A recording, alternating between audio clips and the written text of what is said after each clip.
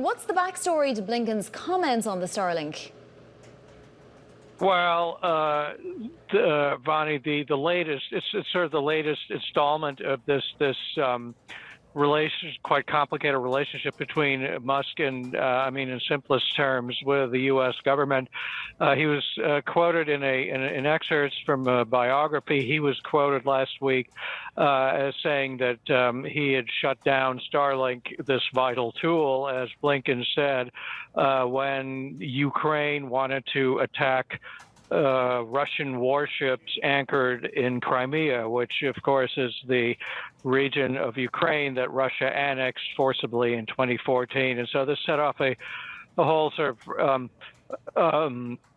controversy, which is really the latest of Musk,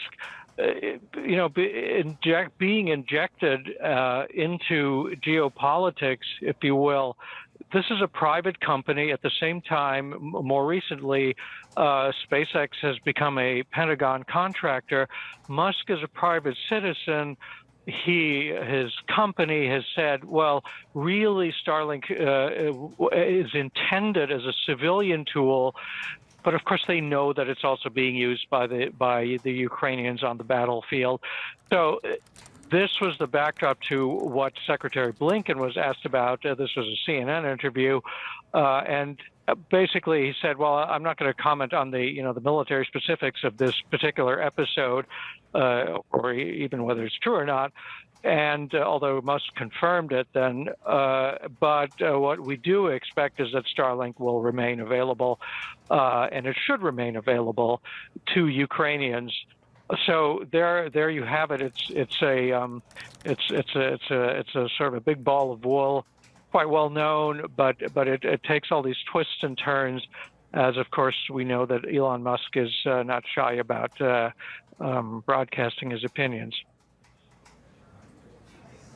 You know, Biden and China's Premier Li Qiang met at the G20 summit in India. At the same time, the US launched a payload of military early warning satellites designed to counter China and Russia in space. Of course, we also had President Biden's comments about how potentially the Chinese economic downturn fits into its ability militarily, right, with regard to Taiwan. So how does that all kind of fit together?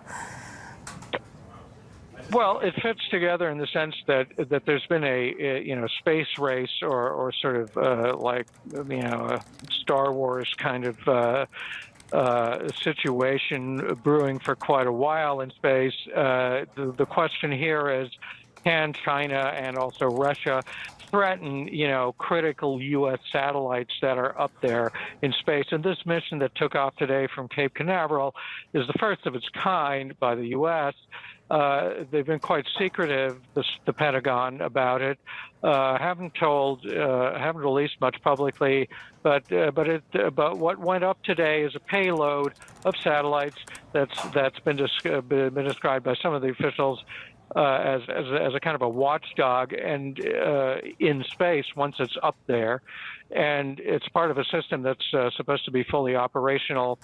Which, we assume has to mean sort of a ring of satellites like this by 2026. And it's all intended to sort of double down on this idea that that the U.S. will step in and robustly defend its national security while not seeking to isolate China and decouple from China economically, and also keeping military channels of communication open. But this is a very clear move, and it signals that the U.S. is aware of this, as the U.S. has said in intelligence assessments very recently, and that it's trying to do something against it. I mean, maybe against it is not the right thing, but to sort of have more eyes up there in space rather than in these medium orbits and on the ground.